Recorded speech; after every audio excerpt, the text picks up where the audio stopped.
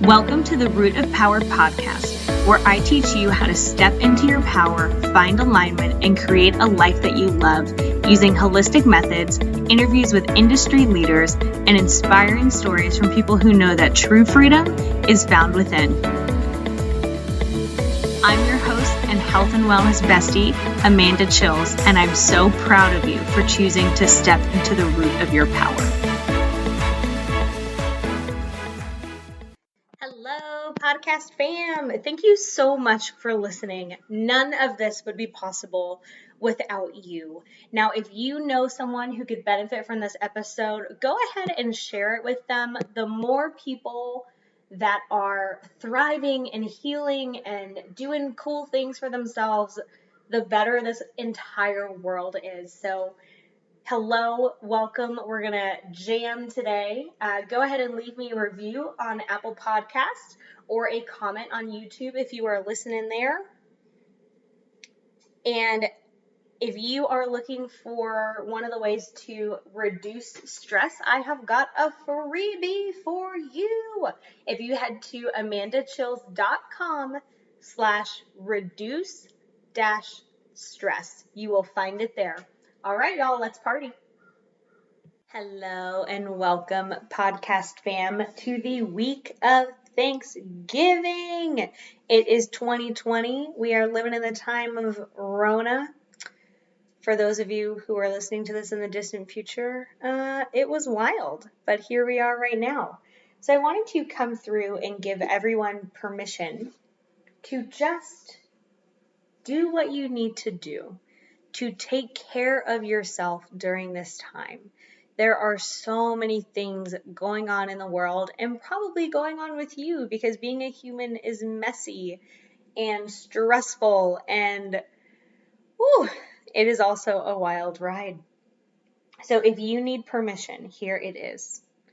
Do what you need to do to take care of you, even if it disappoints other people, even if it lets people down, even if people expect differently of you.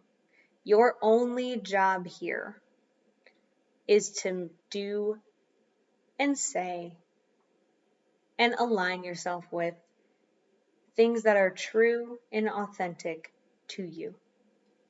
That's it. That's our job.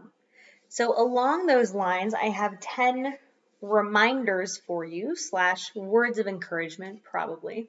You'll have to tell me if they're encouraging or not, for Thanksgiving. So let's roll. Number 1, you do not need to see family. You don't need to talk to them. You don't need to be in communication with them. You don't need to spend time with them at all if you don't want to. If you don't feel safe, if you don't feel comfortable, if you don't feel supported, you let them know that Amanda says you take care of what you need to take care of. You don't have to be around anyone just because it's what you do or they pressure you or they try and guilt trip you. If you want to see your family, by all means, spend time with them. Virtually, in person, whatever is safest for you guys.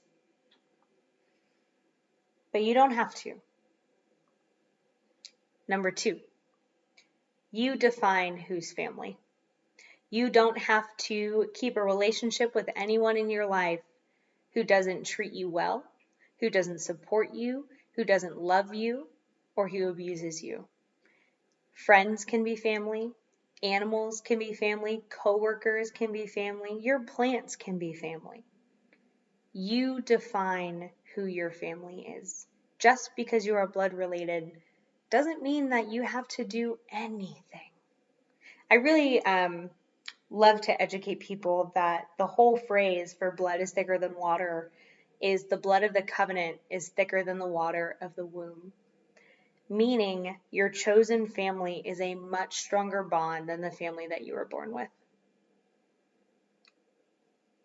Number 3, if you decide to see family or if you decide to do anything, set boundaries. No is a complete sentence, my friends. So if you hear nothing that I say today, well, obviously the first one stands. You do whatever it takes to be good to you.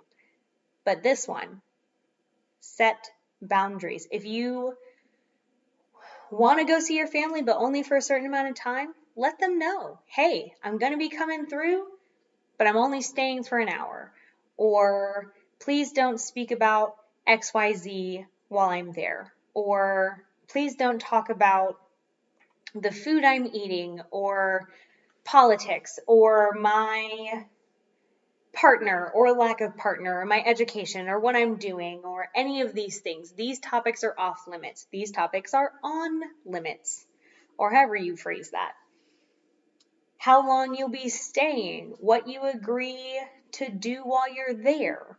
All of those things are boundary conversations. And here is a pro tip. When you set them, probably whoever you're setting them with, if they're not used to you setting boundaries, will fuss and they will hem and they will haw and they will complain, and then they'll stop. Which is the most beautiful part of it, is when you set a boundary and they learn that because you keep that boundary, there's no point in fighting. So set that boundary, my friend, whatever it looks like for you. Number 4, one of my favorites. Take this time to rest. This year has been something, but I bet it took some energy out of you.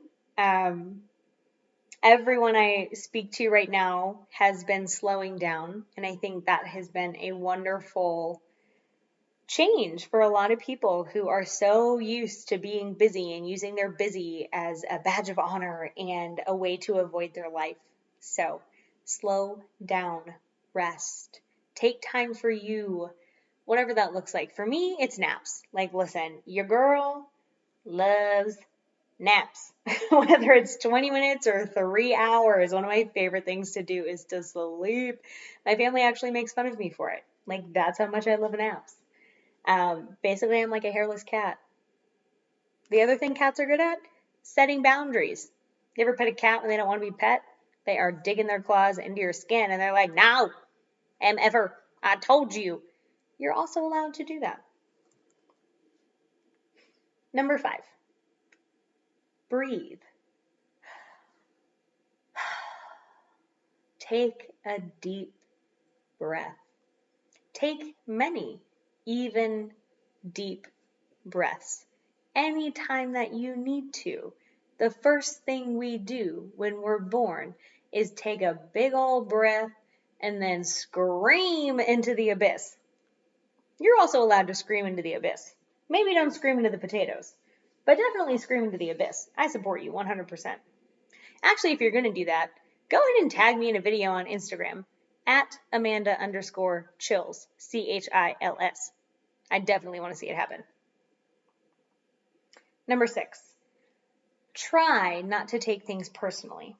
What other people think about you, say about you, feel about you, very often has nothing to do with you. It has everything to do with them.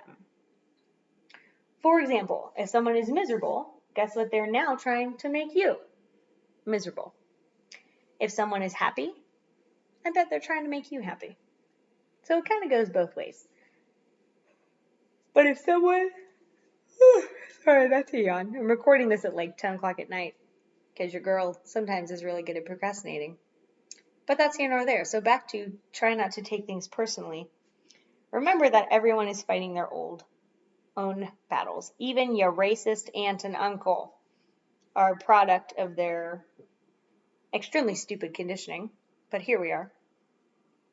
It's not personal.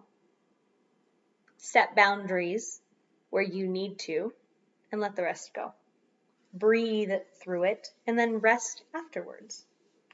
Number 7, if you're like me, you're probably going to eat a lot of food, which is lovely. Nourish your body, feed your body, make your body happy. But also move your body. Work on mobility.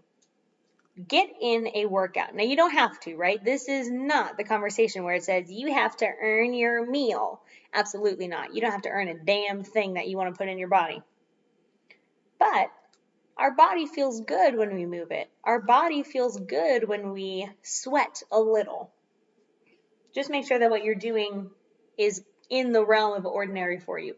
Even a walk after you eat helps with your glycemic load after eating. It actually helps you work through carbs. So 15-minute walk for the win after that pumpkin pie, or if you're like me, pecan pie. What up, pecan pie people? It's my fave. Well, it's David's fave. My favorite, probably apple pie. Anyway, now we're talking about pie. The point is move your body. Number 8. We're almost through this list. Practice perspective. Oh, y'all. Those yawns are legit. Practice perspective taking. What I mean by that is everyone sees their own version of the truth. It's kind of like arguing with a flat earther. They don't care what you have to say. They just want to drag you into an argument. So if someone tells me the earth is flat, I'm just like, boy, howdy you, right? In whatever reality you live in, but like not this one. But yeah, you go with that flat earth. You know what? You just run right off the edge of it. By all means, don't argue with someone's perspective because they are not going to change their mind. Save your energy. Now we're back to number 4, rest. Number 3, set boundaries. Number 5, breathe. Number 9, connect with your loved ones. Just like you get to define family, you get to decide who you spend time with if you are around family. You don't have to spread your time around to everyone. You can allow your time to be monopolized by one person simply because you like that person. Number 10, Thanksgiving is a valuable tool all year. A gratitude practice literally rewires your brain to be more positive.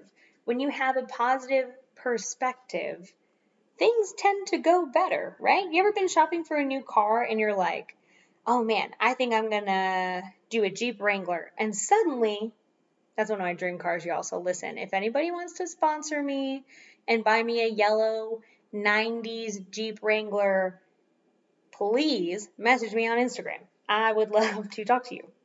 But so let's say you're starting, you're thinking about buying a Jeep Wrangler. Suddenly you are seeing Jeep Wranglers every heffin' where. Why? Your brain is looking for it. Which is how a gratitude practice becomes very important. If you are always looking for something to be grateful for, well, guess what? You're going to find a lot more stuff to be grateful for. If you're always looking for problems or something to complain about, well, guess what? You're going to find a lot more stuff to complain about. You get to choose what your perspective is, right? Now we're back to practice perspective taking. Assume positive intent. Assume ignorance if the choice is ignorance or malice. Obviously assume realistically, but do your best to give thanks all year. Be grateful all year. Even if life is so tough right now, and I know that's a lot of people, there are still things to be grateful for. For example, you're listening to this dope podcast. I am glad that you are here. I am glad that you can fight another day. Or even just survive another day. Some days we don't fight, we just rest. I'm glad for you, my loving audience, and probably my mom who's listening to this. So, what up, Mom? Tell me what you're grateful for. If you're listening to this, take a screenshot, post it on the Insta. I'd love to see who's listening. And then tell me a thing that you're grateful for. Mine is you, my lovely, lovely podcast fam. Obviously, Madge and Kitty. There's a whole lot more things, but we'll stop there. Enjoy your Thanksgiving week. Take care of yourself. And I will see you next week for a fabulous interview. All right, y'all, be good.